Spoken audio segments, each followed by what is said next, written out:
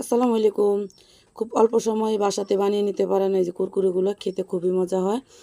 এরপর যে কুরকুরেগুলো একদম হলো বিকালে চায়ের সাথে খেতে খুবই মজা হবে। ভিতরটা কতটা একদম দেখেন একদম পুরে ঠাসা, আর উপরটা একদম ক্রিসপি হয়েছে। জিনিসটা খেতে এতটা পরিমাণ মজা। এখানে আমি নিয়েছি 1.5 কাপ ময়দা, 1.5 কাপ ময়দার সাথে পরিমাণ মতো লবণ আর 3 টেবিল চামচের তেল দিয়ে খুব সুন্দরভাবে ময়দাটাকে ময়ান দিয়ে নিতে হবে। এমনভাবে ময়ান দিবেন যেহেতু খুব ভালোভাবে তেলটা খুব সুন্দরভাবে লাগে। এখানে আমি ময়ান দেওয়ার পরে এখানে আমি রুম টেম্পারেচারে পানি দিয়ে খুব সুন্দরভাবে এটা এটা মানে পরোটা রুটির যেভাবে আমরা কাই করি ওইটা করে আমি এক সাইডে রেখেছি। এখানে বানিয়ে নেব ভিতরে পুরটা। এখানে দিয়েছি আমি পরিমাণ মতো তেল দিয়ে এখানে দিয়েছি আমি বেশ কিছুটা পরিমাণ পেঁয়াজ কুচি, তার সাথে 2টা কাঁচামরিচ কুচি, কয়েকটা বাদাম দিয়ে এখানে যে পরিমাণ মতো মরিচের গুঁড়া, তার সাথে একটা ম্যাগি মশলা আর লবণ দিয়ে একটু ভাজা হয়ে গেলে এখানে আমি আলুটা দিয়ে দেবো। আলুটা খুব সুন্দর করে ম্যাশ করে নেবেন। আলুটা ভাজা হয়ে গেলে এক সাইডে নামিয়ে নেবেন, নিয়ে আলুটাকে একদম একটু ঠান্ডা করে নেবেন। নিয়ে এখানে আমার এই যে ময়দা যে গোলাটা করেছি ওইটা খুব সুন্দরভাবে সেট হয়ে গেছে। এখান থেকে আমি 4টা লিচি কেটে নিছি। লিচি কেটে আমি 4টা সুন্দর করে রুটি বেলে নিব। এখানে আমার 4টা রুটি লাগবে। যে পুরটা রেখেছি পুরটা ঠান্ডা হওয়ার পরে অর্ধেকটা পুরো এখানে আমি দিয়ে খুব সুন্দরভাবে একদম পুরোটা ছড়িয়ে দেবো। একদম পুরো চেপে ভাবে ছড়াতে হবে যাতে বাজার সময় বের হয়ে না যায়।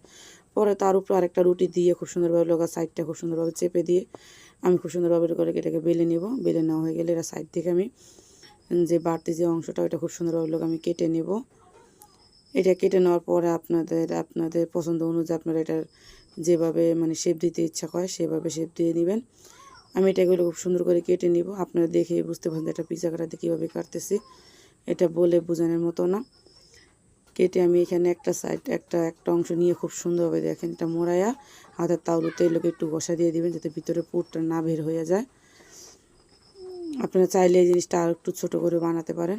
আমি একটু বড় করেই বানাইতেছি। দেখেন আমি আর আপনাদের সুবিধার কারণে আরেকটা দেখিয়ে দিচ্ছি।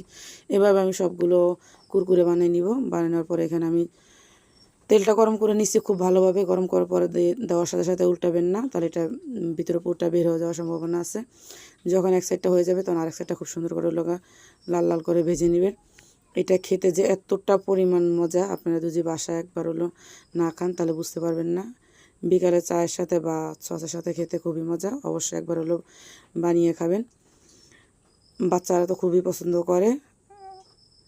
আমার আজকের রেসিপি ভালো লাগলে অবশ্যই লাইক শেয়ার কমেন্ট করবেন।